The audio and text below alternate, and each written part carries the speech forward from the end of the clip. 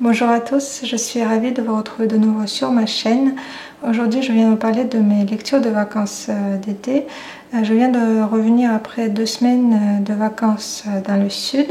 Donc pendant ces 2 semaines, j'ai pas fait énormément de choses à part me baigner et lire. Donc j'ai pu lire beaucoup de choses.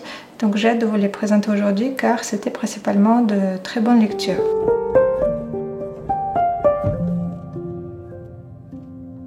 Et le premier livre que j'ai lu pendant mes vacances, c'était le roman Mansfield Park de Jane Austen.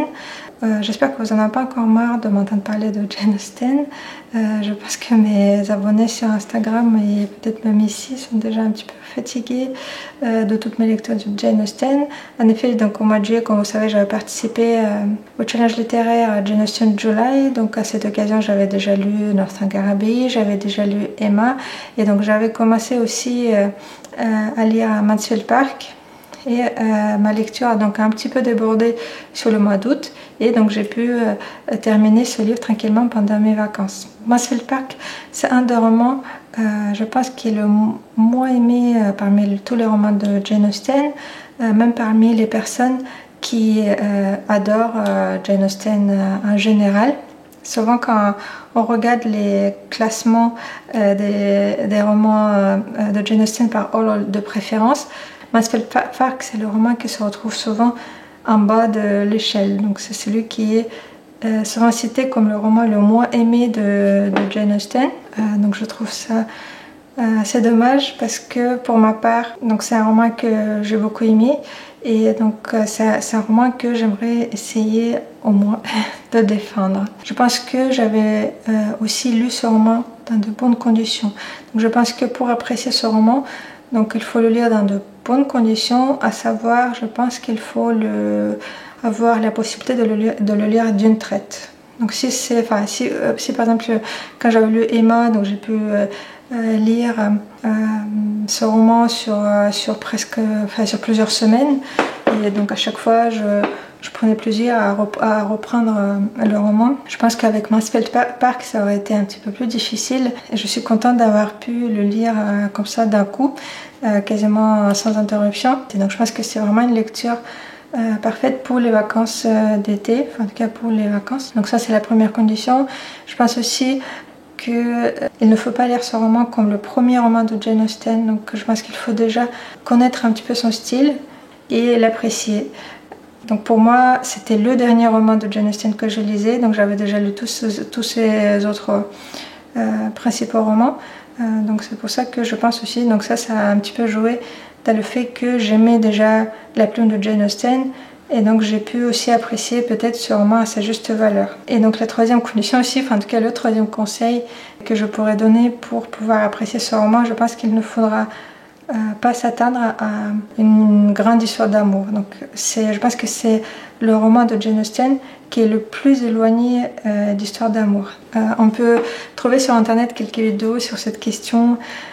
Est-ce que les romans de Jane Austen ce sont vraiment des histoires d'amour? Donc il y en a certains qui pourraient être qualifiés d'une histoire d'amour, comme Orgueil et Préjugés par exemple, ou Persuasion, mais dans Mansfield Park, je trouve que l'accent est mis sur autre chose. Donc si vous ouvrez ce roman en espérant découvrir une belle histoire d'amour, vous serez forcément déçu. Donc il y aura une ligne un peu sentimentale dans ce roman, mais il n'y aura pas une grande histoire d'amour comme on peut lire dans Orgueil et Préjugés ou Persuasion par exemple. Mansfield Park, c'est aussi le roman de Jane Austen qui s'attache le moins à la question du mariage. Donc le mariage, c'est une thématique, en tout cas c'est une des thématiques principale dans ces romans en général, pas tant dans le sens de l'histoire d'amour, mais plutôt comme une nécessité économique pour une femme à cette époque. Donc dans ce roman, donc la question de mariage passe un peu au second plan et Jane Austen nous parle plutôt des conséquences du mariage. Elle parle de 3 mariages différents de 3 sœurs et donc elle montre donc 3 foyer. Donc si une de ses sœurs, on va dire, a eu de la chance d'épouser un gentilhomme, donc la deuxième a dû épouser un pasteur qui vit à côté du mari de sa sœur. Et la troisième sœur, donc et l'épouse un peu sur un coup de tête, un marin qui est pauvre. On va pas vraiment parler de ces 3 femmes, mais plutôt donc de la deuxième génération de leurs enfants. Et donc la thématique principale de ce roman, ce n'est pas tant le mariage que l'éducation des enfants. L'héroïne principale de ce roman, Fanny Price, la fille d'une des 3 sœurs qui a épousé le marin, qui vient d'une famille pauvre, est invitée par ses tantes, donc par sa tante riche et par son oncle gentilhomme, à venir vivre dans leur propriété. Donc, quelque chose qui est beaucoup reproché à ces romans, c'est la faiblesse de son héroïne principale. Donc, si on parle de Fanny Price, en effet, elle n'a pas une personnalité aussi forte que Elizabeth Bennet de Orgueil et Préjugés ou Emma, donc du roman Emma. Donc, c'est quelqu'un qui a l'habitude d'être à l'ombre, qui ne s'exprime pas beaucoup. Donc, c'est quelqu'un qui est extrêmement effacé. Et parce qu'en fait, elle a grandi dans un milieu où elle était tout le temps rejetée et méprisée de tous. Donc c'est quelqu'un qui n'ose pas beaucoup s'exprimer. Mais en même temps, personnellement, moi, tout de suite, j'ai senti beaucoup d'empathie envers cette personne. Et surtout, je trouve qu'au fil des pages, il montre un peu son caractère sous un autre angle. Pendant un moment, il y aura une situation très très malaisante, donc je ne veux pas trop rentrer dans les détails. Mais donc en gros, il va recevoir une proposition de mariage et donc elle va tout de suite vouloir la refuser. Mais toute sa famille, son oncle et ses tantes, ils vont tous essayer de l'encourager à tout prix à accepter cette demande. Elles vont même essayer d'organiser tout le temps des tête-à-tête entre elle et donc son prétendant, et je trouvais ça très très malaisant. Je trouve que c'est une situation assez malsaine, mais malgré toute cette pression extérieure, Fanny elle va réussir à rester fidèle à elle-même, de rester ferme dans ses principes. Donc je trouve qu'en fait c'est quelqu'un qui a quand même beaucoup de ressources et qui a beaucoup de caractère, malgré donc la première impression qu'on pourrait en avoir. Je trouve aussi que il est assez injuste de dire que tel et tel roman n'est pas bon parce que les personnages sont ci ou sont ça. En fait, si on n'aime pas le caractère d'un personnage, ça n'en fait pas encore un mauvais roman.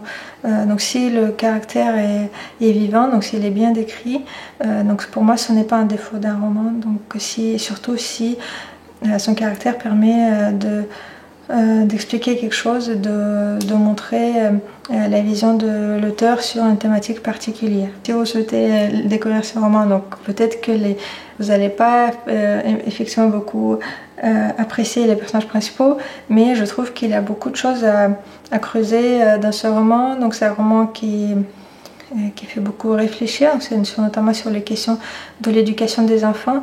Donc c'est un roman qui nous met en garde contre les parents qui gâtent extrêmement leurs enfants. Donc on montre un petit peu à quoi ça peut aboutir. Enfin, en tout cas, moi je l'ai vraiment lu avec plaisir, mais je pense, voilà, comme j'avais dit au tout début, c'est un roman qu'il faut lire d'un coup. Donc si vous le lisez par petits bouts, peut-être que vous pourrez trouver qu'il a quelques longueurs. Globalement, c'était une très bonne lecture. Si un jour je fais le classement des 6 romans de Jane Austen, ce ne sera pas celui qui se retrouvera en dernière place.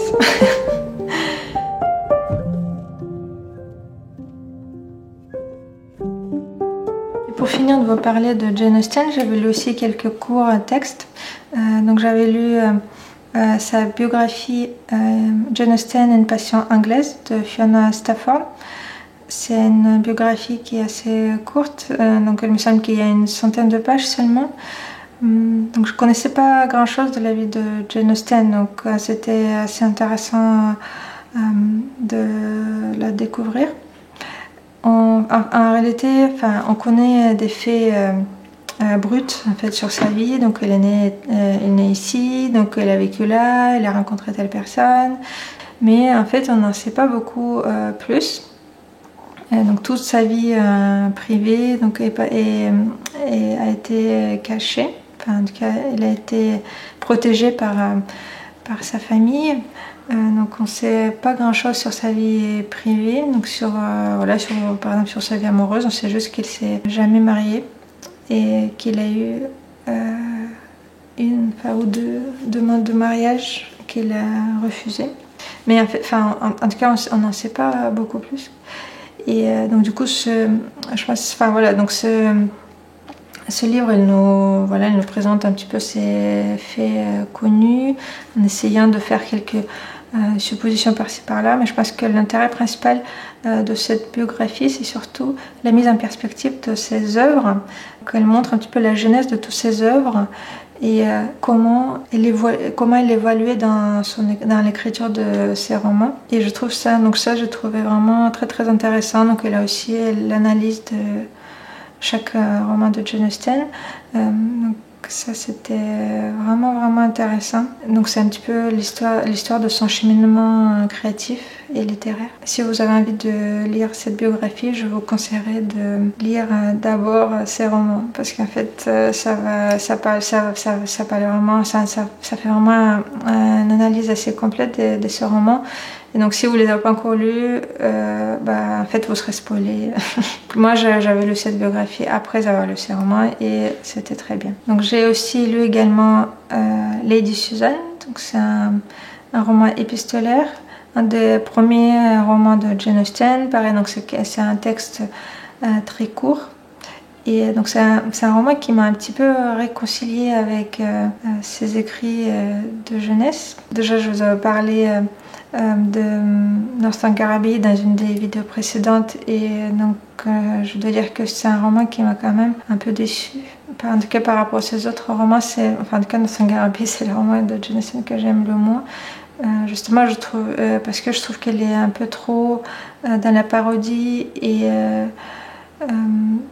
peut-être un peu trop humoristique, et peut-être ça va vous plaire au contraire. Donc je sais qu'il y a énormément de monde qui apprécie ce roman. Voilà, moi en tout cas ça m'a déplu, et donc c'est quelque chose, donc ce côté parodique, humoristique, c'est quelque chose qu'on retrouve beaucoup dans ces romans de jeunesse. Donc j'ai également essayé de lire Amour et amitié, donc c'est un texte qu'il a écrit à l'âge de 15 ans. À l'époque, elle écrivait beaucoup de petits textes comme ça, qui étaient destinés principalement à l'amusement des membres de sa famille. Donc j'ai essayé de lire ce texte et je n'ai pas réussi à aller jusqu'au bout, alors qu'elle elle doit faire à peine 100 pages, mais c'est trop rocambolesque, trop invraisemblable, très anecdotique, et donc peut-être quelqu'un va aimer au contraire, mais en tout cas ce n'est pas mon cas. Donc moi en tout cas ça m'intéresse pas beaucoup, ce genre de choses. Donc Amour et amitié, je n'ai pas aimé. Northanger Abbey, donc ça m'a pas énormément plu.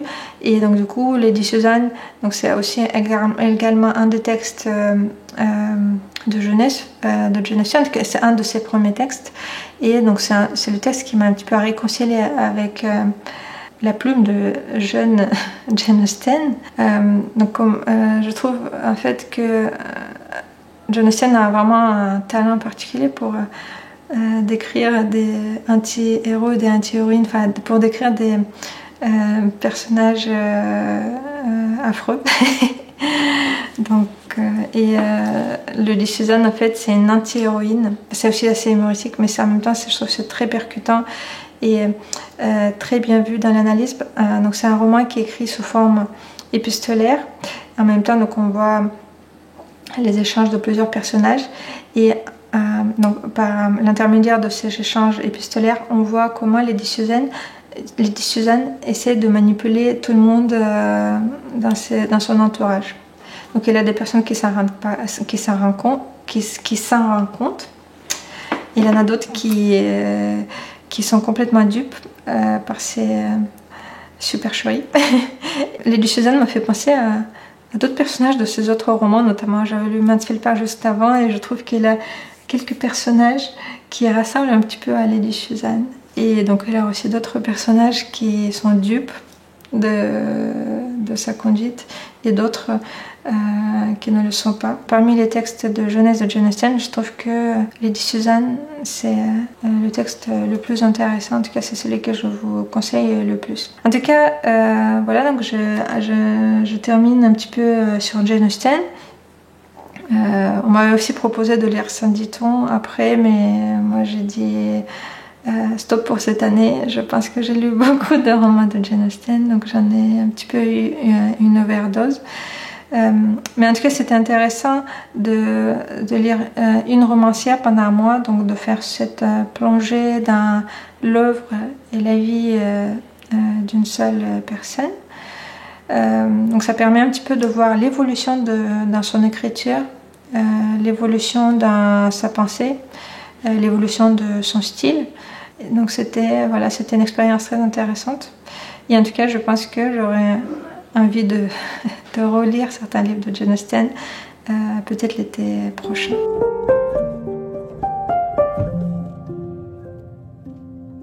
Pendant ces vacances, j'ai lu également le roman que je vais présenter dans la vidéo de ma pile à lire d'été. Donc il s'agit de Martin Eden de Jack London.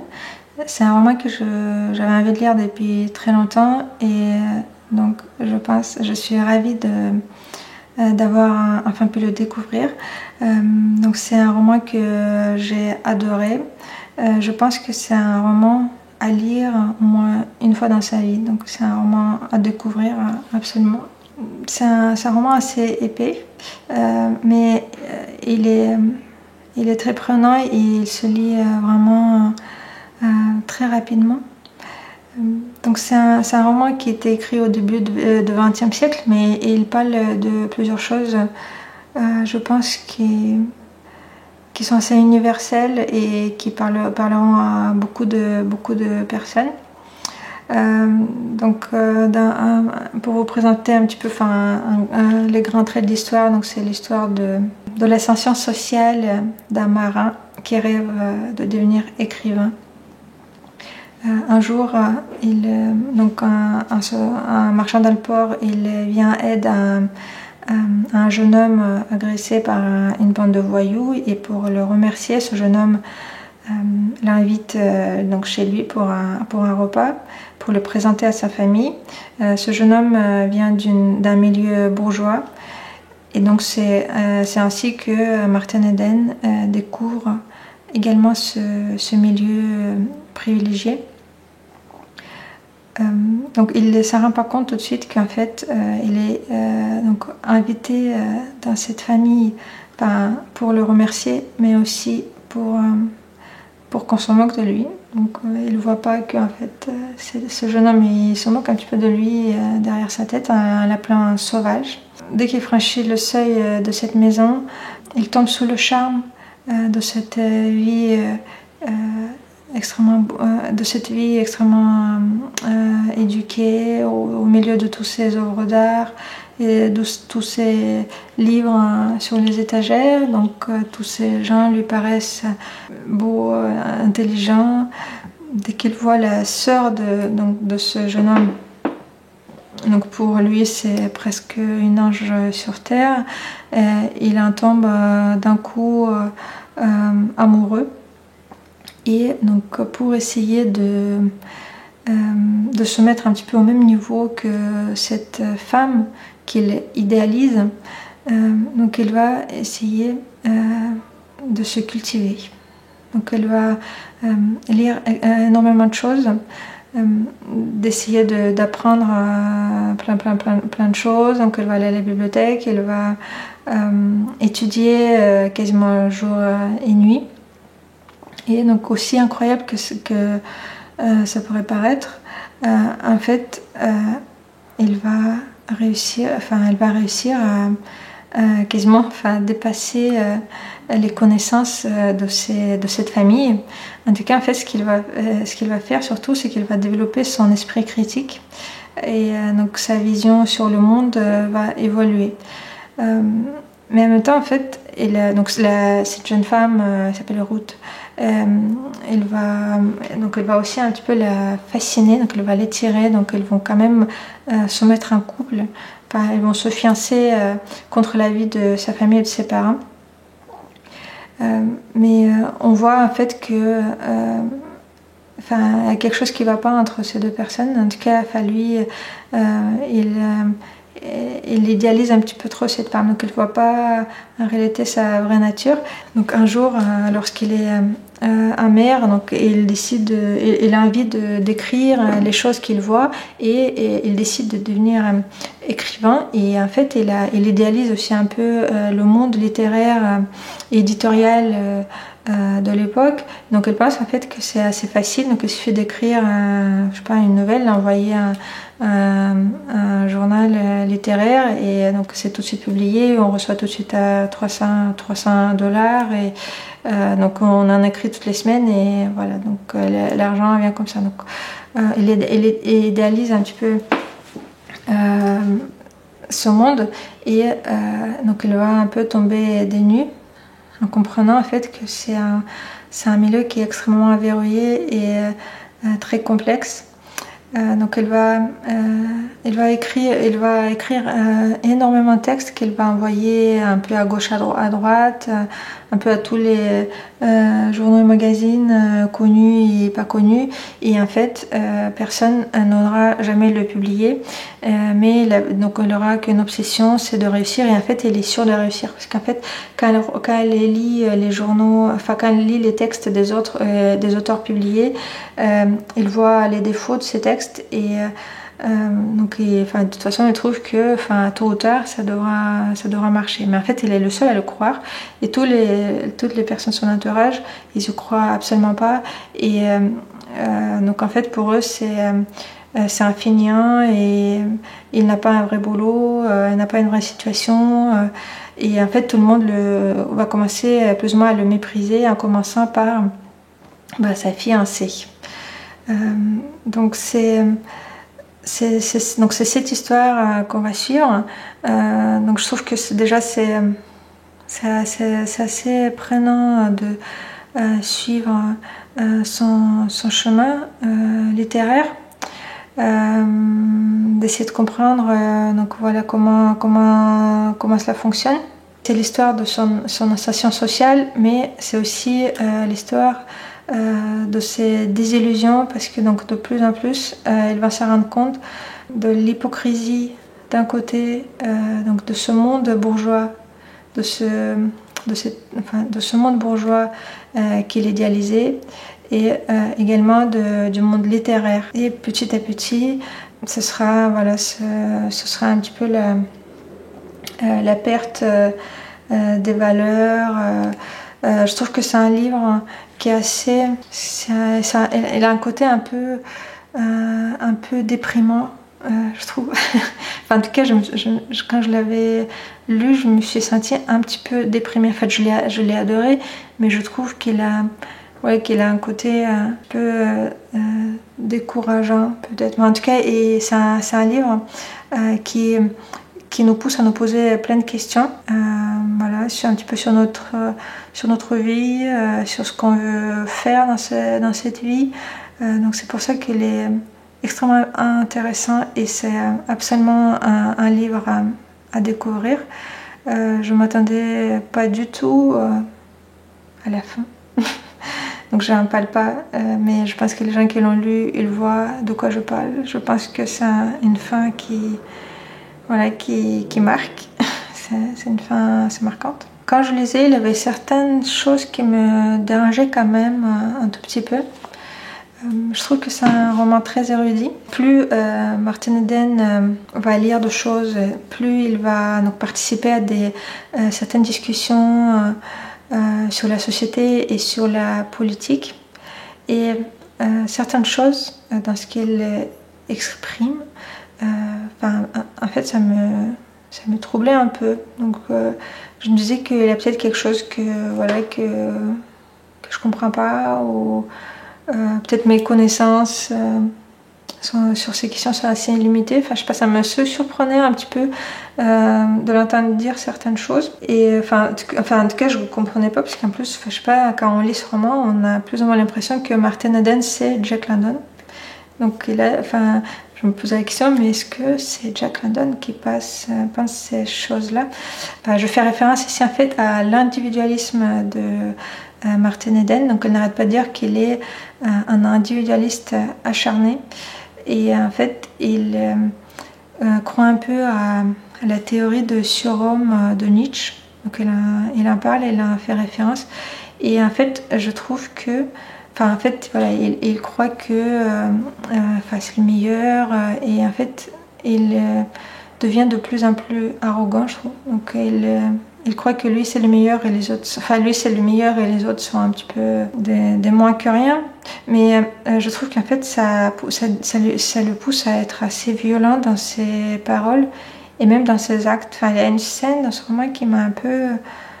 perturbée, donc voilà, sans rentrer dans les détails, donc c'est une scène avec un certain journaliste. Je trouvais ça, c'est une scène très courte, mais je sais pas, je trouvais ça violent et je sais pas, ça m'a un peu perturbée.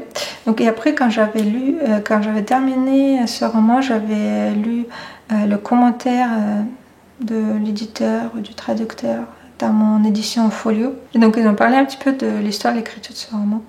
Et en fait, Jack London, elle disait que non, je pense pas la même chose que Martin Eden. Donc moi, au contraire, je suis loin d'être individualiste. Et en fait, avec ce personnage, en fait, il essayait un petit peu de critiquer cette vision sur le monde. Donc les visions sur le monde de Martin Eden.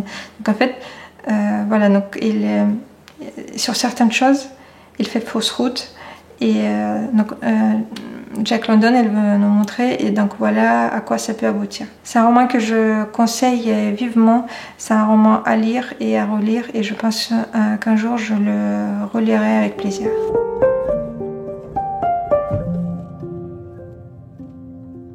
Donc pendant ces vacances, j'ai aussi lu un autre livre de ma pile à lire de l'été et il s'agit du roman Le Messager de Hartley. C'est un roman qui était dans ma pile à lire depuis déjà un bout de temps. À chaque été, j'essaie de le sortir de ma pile à lire et donc j'ai enfin réussi à le lire. Je crois n'avoir quasiment jamais lu ou vu aucune critique négative sur ce roman. C'est un roman également qui a inspiré Ian McEwan pour l'écriture de ce roman Expiation que j'avais lu il y a des années et que j'avais adoré. J'avais aussi envie de le relire cet été, mais pour l'instant, je n'ai pas encore eu l'occasion. Et donc, du coup, c'est un roman pour lequel j'avais beaucoup d'attentes.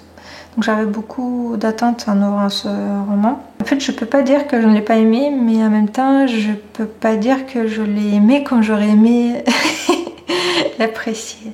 En fait, j'aurais aimé l'apprécier beaucoup plus.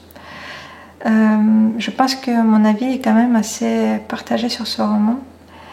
Et peut-être justement parce que j'avais beaucoup d'attentes. Donc d'un côté parce que donc c'est un roman quand même qui m'a beaucoup été conseillé. Et de l'autre côté, donc par son lien avec Expiation. Mais je trouve que en fait, il est très différent d'Expiation. En tout cas, dans le sens profond de ce roman, il est différent. Il a quelques similitudes dans le sujet, donc, mais dans le sens, je trouve que c'est quand même assez différent. Donc, pour rappel, dans Expiation, l'héroïne principale commet quelque chose qui a de très graves conséquences, des conséquences dramatiques sur la vie des autres personnes. Et donc, c'est un roman sur l'expiation de sa faute et sur la culpabilité. Donc je m'attendais à quelque chose de semblable dans Le Messager. Et en effet, donc, ça a en tout cas dans le résumé, ça a des choses en commun. Donc c'est un garçon de 13 ans qui vient passer quelques semaines pendant ses vacances d'été dans la famille de son camarade de classe. Ce camarade de classe habite dans une grande maison, donc c'est une famille bourgeoise. Donc c'est quelque chose de très nouveau pour lui. Et donc malgré lui, il se retrouve entraîné dans des affaires et des secrets des adultes dont le sens lui échappe. Donc il ne comprend pas vraiment tout ce qui se trame. Donc nous, en tant que lecteur, nous on voit bien ce qui se passe, mais voilà, lui il a 13 ans et il voit pas vraiment ce qui se cache derrière toutes ces choses-là, et surtout il ne voit pas qu'il se fait manipuler. Moi en tout cas tout de suite ça m'a un peu troublée. Moi je trouvais qu'en fait c'est un roman qui parle des adultes qui manipulent un enfant, et c'est ça en fait je pense qui m'a un peu dérangée. Et ça du coup c'est quand même un peu différent par rapport à Expiation je trouve. Donc c'est l'histoire de cet enfant m'a émue parce qu'en fait bon toute cette histoire va aboutir à des événements qui vont créer un traumatisme dans la vie de cet enfant. Il va grandir avec donc, ce traumatisme de cet été qui va marquer sa vie. Donc j'ai été émue par l'histoire de cet enfant, mais donc du coup il y avait quand même des choses qui m'ont dérangée. J'ai trouvé peut-être ça, je sais pas, peut-être pour moi ça a peut-être manqué un peu de finesse. Je le trouve moins intéressant qu'Expiation. Et aussi je trouve que dans le style il est un petit peu bavard. Voilà, je sais pas, il y a quand même pas mal de passages que je trouvais qui n'apportaient pas grand chose et que voilà, j'ai un peu sauté par-ci par-là. Donc c'est un petit peu long et bavard, je trouve, dans le style. Donc ça m'a un petit peu déplu. Voilà, mais c'est quand même un roman, je trouve, qui fait une très bonne lecture d'été. Donc je sais pas, je dois être la seule à avoir quelques réserves. Enfin, c'est un roman qui m'a plu, mais voilà, voilà, c'était pas un coup de cœur quand même. Et je m'attendais à un coup de cœur.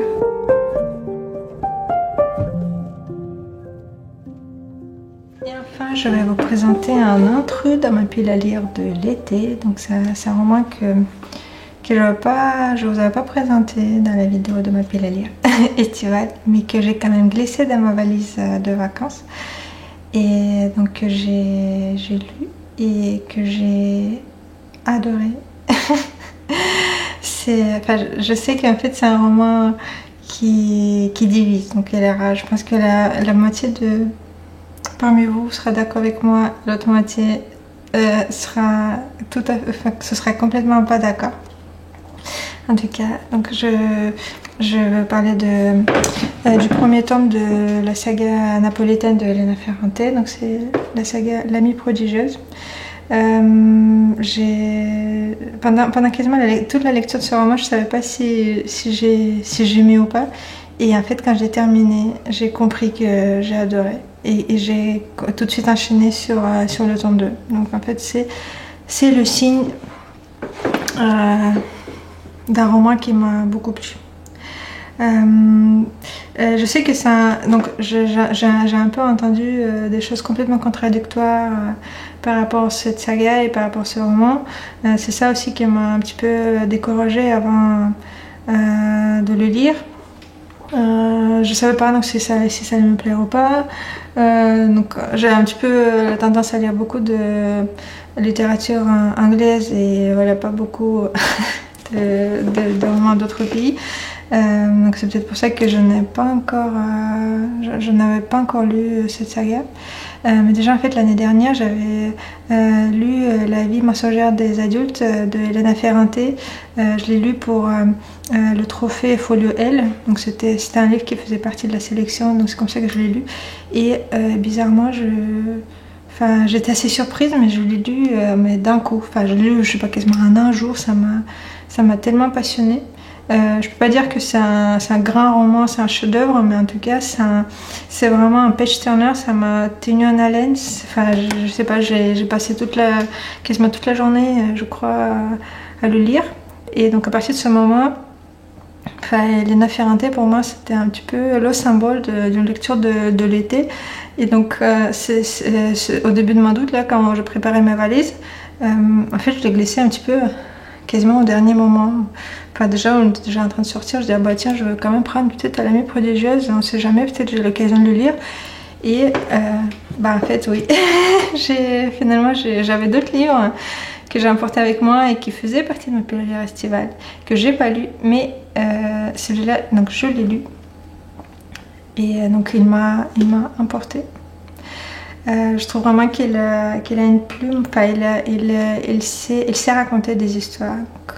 Voilà, c'est peut-être pas des chefs-d'œuvre de littérature, mais en fait, ça te prend ça te prend ton esprit de lecteur, et je trouve que ça te tient, et ce sont des personnages qui prennent vie à tes yeux et qui te lâchent pas, et qui en fait t'as qu'une envie, c'est de savoir qu'est-ce qu'ils vont devenir.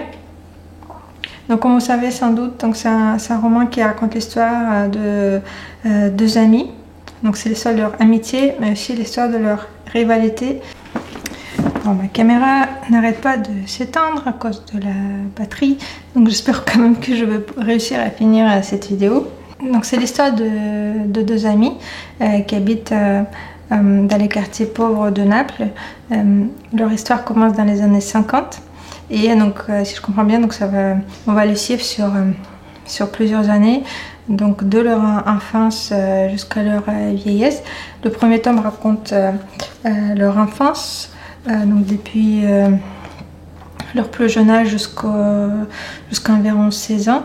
Donc c'est l'histoire de l'amitié de ces deux filles, mais aussi de leur rivalité, parce qu'en fait, ils sont très amis, mais en même temps il y a quand même beaucoup de rivalité entre les deux.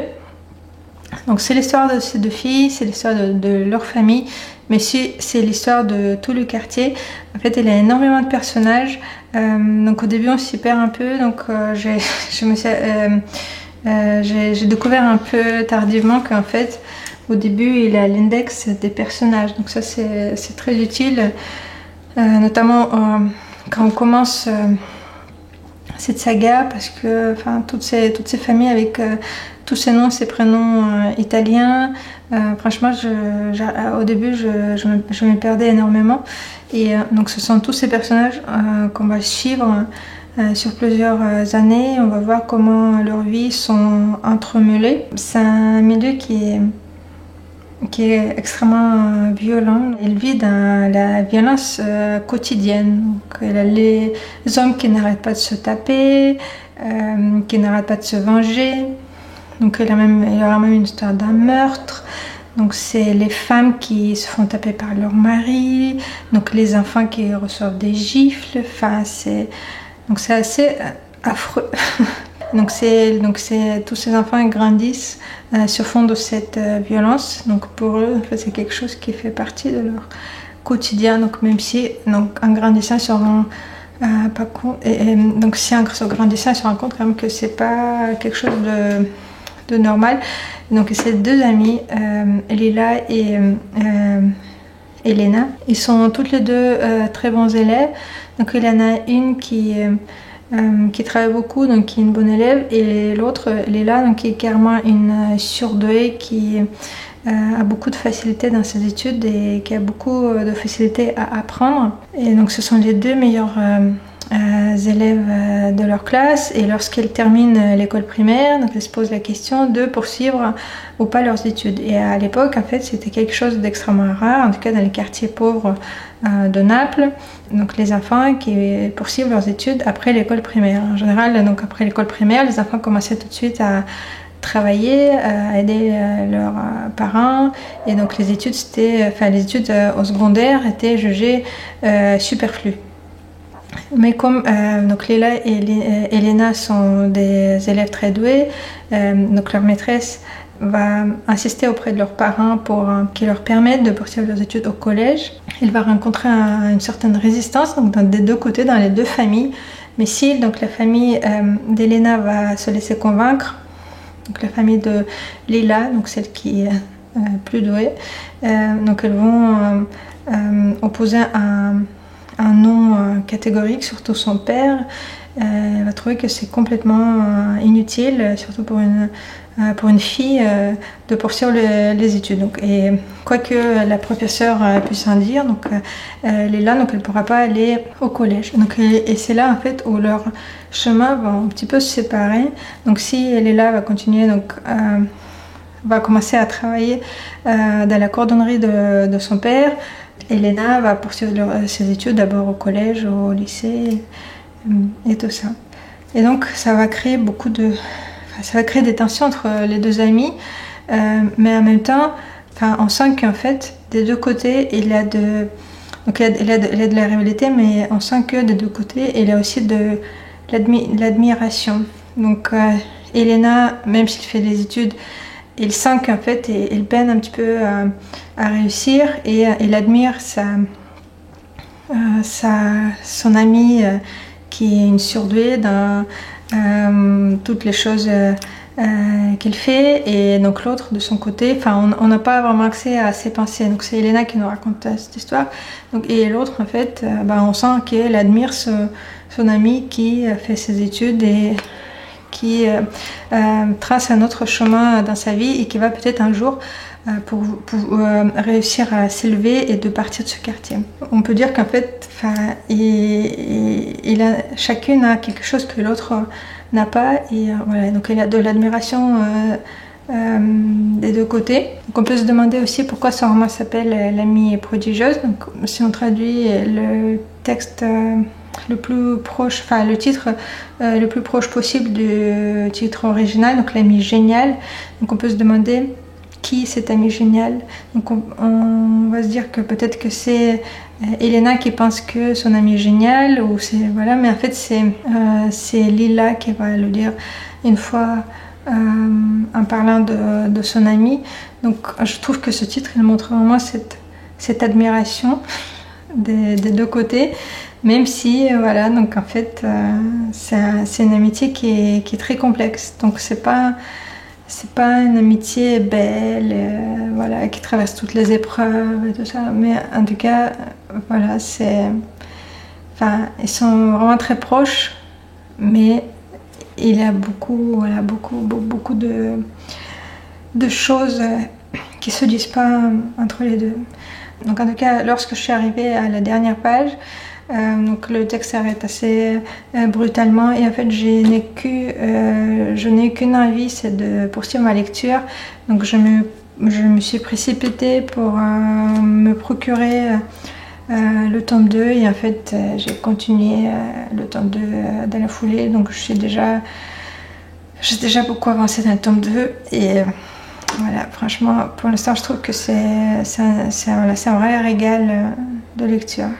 Donc je sais que voilà, donc on peut reprocher à ce roman d'un côté son côté assez violent, de l'autre côté donc cette amitié que certains pourraient qualifier de peut-être presque de perverse, mais voilà, moi je trouve que c'est un côté réaliste, et je trouve qu'Elena Ferrante, elle a vraiment quelque chose, elle a vraiment un don pour raconter les histoires, et pour attraper l'attention de ses lecteurs.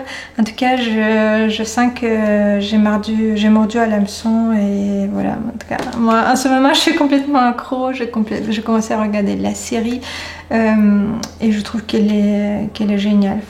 J'ai commencé à regarder les premiers épisodes. Dès les premiers épisodes, j'avais des larmes aux yeux. Le roman ne m'a pas fait pleurer, mais je trouve que la série elle parvient à transmettre quelque chose en plus. Donc la série est vraiment réussie, je trouve. Donc si vous n'avez pas envie de lire le livre, mais que si la série vous intéresse, n'hésitez pas. Je trouve que c'est vraiment une très très bonne série, une série italienne en plus. Voilà. Et donc je continue ma lecture de l'amie géniale, l'amie prodigieuse. Et c'est tout pour aujourd'hui. N'hésitez pas à partager vos avis sur les livres que j'avais présentés, donc si vous les avez lus, si ce sont des livres que vous avez envie de lire. Et je vous dis à bientôt dans une prochaine vidéo. Portez-vous bien et bonne lecture.